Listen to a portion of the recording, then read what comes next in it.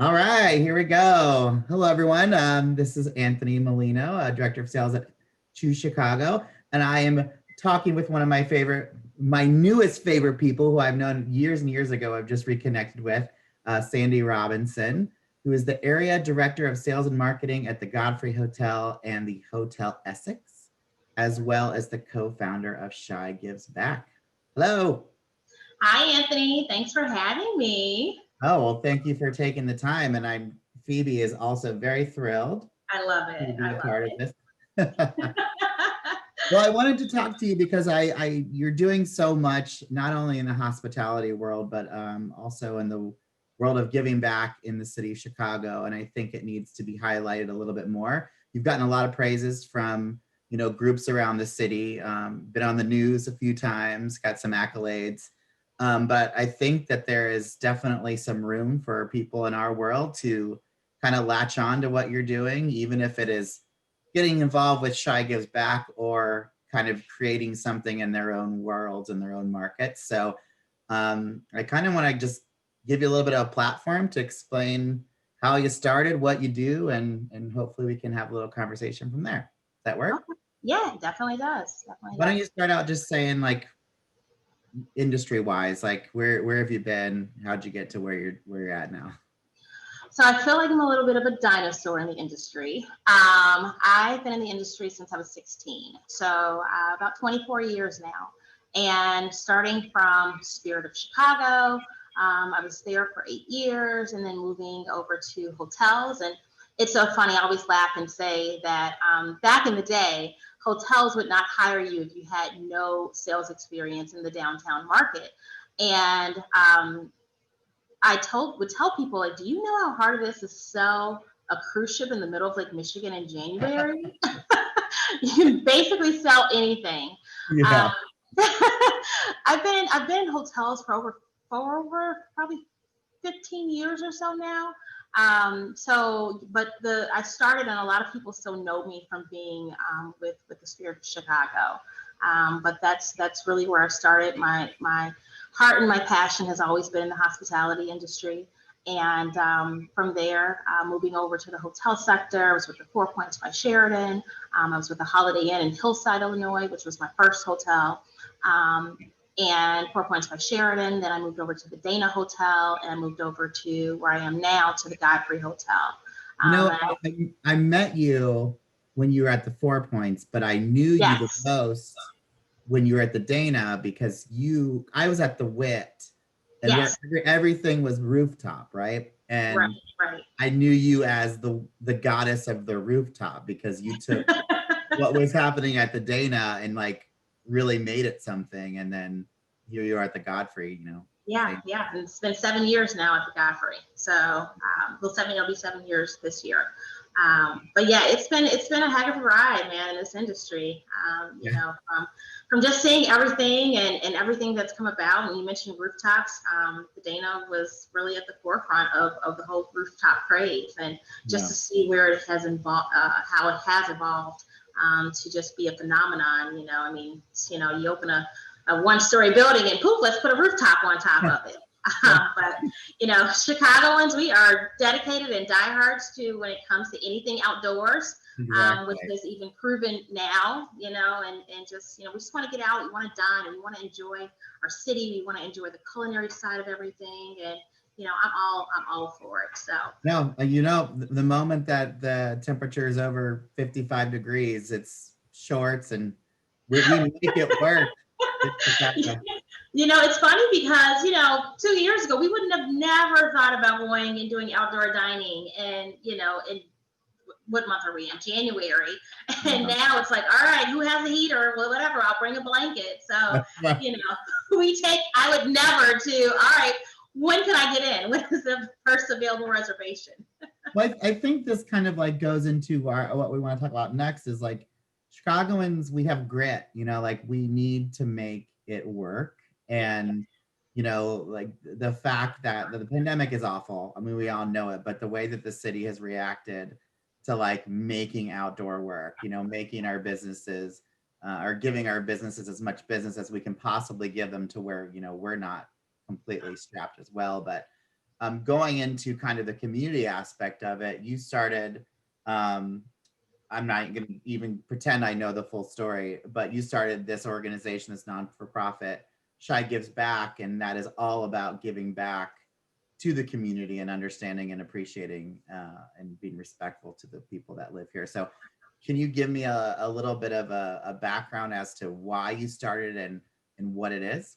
Yeah, absolutely. So Shy Gives Back, we're going into our third year now, and we started out honestly as it being a toy drive. Myself, John Bodie, who is over corporate partnership for the Chicago Bulls, and Corey Marshall, who works with government. John and Corey were friends, and they went to college together. And Corey worked on the Obama campaign, and he was very influential and involved in DC. He moved back to Chicago, and he asked, and we're in DC, he would do this toy drive. And he asked John if he knew anyone in Chicago, a venue in Chicago. And we had we currently still do have a partnership with the Chicago Bulls. And John approached me and he said, hey, I have this friend that's interested in doing a toy drive. Do you think the Godfrey would be interested? They're supporting, these toys would go to low income families that are low income, and a homeless women's shelter. And I was like, absolutely, we would be more than happy to host. And personally, I would be happy to be involved as well, because who doesn't want to give back? Who doesn't want to buy a toy and get a toy to a kid? And personally, just a lot of friends that I know, I said would be more than happy to also get involved and donate a toy. So something that started out as being so small, as a toy drive and having a goal of 500 toys the first year that we did it, turned into 1,500 toys, and it turned into this grand event. John and myself are both on the event side of things. So it's not about, all right, let's just come together and collect toys and go about our business. It's like, okay, what kind of entertainment can we provide?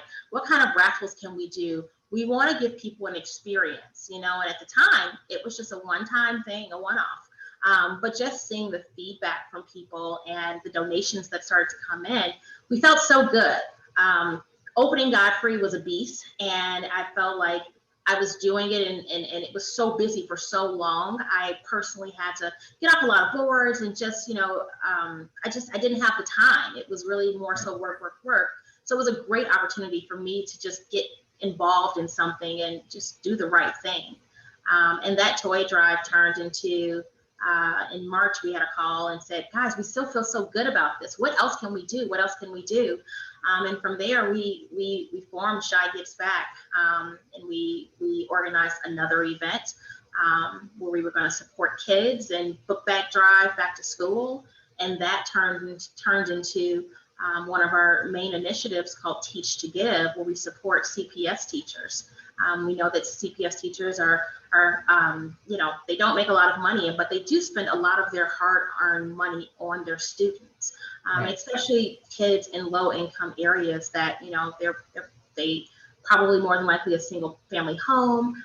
They just don't have the means to get a uniform or get a book bag and things like that. So you have these teachers that love their students, and it's kind of like by any means necessary, I'm going to make sure that my classroom is inviting. We know that a lot of kids that going to school is their only means of having something to eat, a hot meal. So, you have these teachers that care so much about their students and they spend their own money. So our Teach to Give initiative turned into, we're going to give these teachers these teacher kits. What is it that they need? What do they use? And it's something like, copy paper and Kleenex and Post-its. It's just basic things, right? That they go through. I was a teacher for 3 years, and the things that you don't think about that you have to provide that you would just assume in the corporate world that we get. Yeah. To like the staples, the pens. Exactly. It's those things that add up, and teachers, as you mentioned, they are completely underpaid for what they do. So they are. And we turned, that event, we would start and say, hey, people, guys, do you know anyone that, do you know a teacher that is deserving of these teacher kits? So the teacher kits were valued at $250, and $150 went directly to the supplies. And the other $100, we said, hey, Mrs. Williams, we have $100 to spend. What's your wish item? Like, what is it that you want? And some teachers would say rugs. They were special education teachers that, an area rug would make a heck of a difference in their classroom. Some teachers, and, fast forward to this year, a teacher would say, oh, I need a desk because, teachers are now teaching at home. So we turned that opportunity into just an opportunity for us to say, thank you for all that you've done. And we would do an event we've done an event at the Godfrey Hotel for the last 3 years. And that event was just for teachers and principals to come together and fellowship and network. And we would do what we do best. We provide entertainment, we provide live music, we provide raffles, we give them tickets and, food and beverage. And we would have teachers coming up to us crying, and they were able to invite a plus one, and people's moms and husbands would come up to us and say, she's been a teacher for 15 years and no one has ever recognized her this way. Thank you guys so much. And those weren't even necessarily even the teachers that the 75 teachers that we selected. Those teachers the following week or so would go to another event where it would kind of be like them going Christmas shopping. We would have all the supplies laid out for them, and teachers would seriously come in and just start crying because just coming in and walking in and seeing all of these school supplies, and it's like, you get 10 of these, you pick out 5 of these, and we're gonna have someone walk you to a car, and we have food out here for you. Like it's all about an experience, and just to see how appreciative people are, and how appreciative, not just the person that's directly affected, but like I said, a spouse or a parent or a child. It makes a world of a difference. It's huge. Helping a teacher is it just starts the domino, right? Because like the teacher helps the student helps the families. Everything that is the easier you can make the top level, it makes the rest of it, kind of fall in place. So it's cool. Exactly. You guys are doing something awesome on Monday, actually, for Martin Luther King. We are. Is also helping teachers and students, correct? It is. So every MLK Day, and this is our 3rd year doing it, our MLK Day of Service, and we select a school, a CPS school that, needs beautification. And, we go into the school and say, how can we help? So we're going to be at Dr. Martin Luther King Jr. College Prep on the South Side in the Kenwood area. And we will be painting, the majority of what we'll be doing is painting their special education department. And it's a pretty large room. So we've partnered up with Paint the City, which have done amazing murals around the city of Chicago, and a couple of other artists that are donating their time. And we're gonna just, beautify the school. And, special education kind of has a soft spot in my heart because, we take advantage of the things that just come easy to us and not realizing what can make a difference in someone's world. So, painting a classroom and adding a beautiful mural that says something can change how a teacher is teaching a student and how a student is coming into that classroom area. So we're looking forward to going into the school and doing that. We're also painting, they have a senior portion of their lounge, look at me, of their cafeteria. So the seniors have their own area, and so we're going to paint that, do a mural, do a chalkboard wall there. They have a couple of rooms that just need cleaning out and organizing. They have files from like 2001 from graduates that they need organized. So that's what we're gonna, and those are the kind of things that we do on MLK. And you don't do MLK college prep every year. You change. We pick a different school. Pick a different school. It's funny about, special education is they're usually the one, which is funny because they usually need the most resources, the most attention. And it's usually the first thing that's cut in each of these schools. And, I was a special ed teacher, so I completely appreciate the fact that people are coming in and recognizing how, I don't want to use the word hard because these students are smart. These students know how to learn. They just learn differently, right? So you have to figure out how to get from A to B, in a different way than maybe some other people might. So like Exactly. that mural could completely change the way these students take a look. Yeah. I do want to ask one question because like and I'm gonna try to say this the right way. In my mind, I know how I want to say this, but diversity, equity, and inclusion is so popular right now. I know, right? And because it's totally new, which is annoying because it's not. This has Not been at all. something that should have been a focus for, decades, right? Probably centuries. But we have to also appreciate that it is being a major focus right now, and people are starting to implement these task forces and committees and paying a larger focus. And even if it is to satisfy something, at least it's something versus ignoring. But I want to talk about the way, I mean, you guys were co-founded, you guys are 3 Black professionals that put this together. And my favorite thing about our conversation so far is you've not once talked about this being a diversity-led or Black-owned and operated organization. This is an organization that is a necessity that is brought together by 3 professionals who happen to be Black professionals. Correct. So when you look at like how you're serving the community, are you serving a specific portion of the community? Are you're going into places like Inglewood or like the west side of Chicago? I'm assuming it's because that's where the most need is, correct? Like, do you have any kind of education that you give? Is there an emphasis on, being in a diverse part of the world because of what you guys have created, or is that just part of where the need is? Well, so we are primarily focused on Black and Brown communities because we know that they are the most underserved when it comes to resources, when it comes to just a lot. And, they're the first ones to be overlooked. So a lot of our work has been done in Maywood. It has been done in Inglewood. It has been done on the south side, the far south side of areas of Chicago. Just recently with our toy drive that we do in December, we've worked with DCFS that has multiple offices all over the city. But our impact is towards underserved areas, and unfortunately, Black and Brown people fall under that demographic. So that's really been our primary focus, and to give voices to those that are not, that don't have a voice. A lot of our initiatives we've done, and people have gone into these areas and they're like, oh my God, I didn't know that this was needed. It's like, yeah, it is. And you see how easy it is just to come in and help, so we want to encourage and inspire.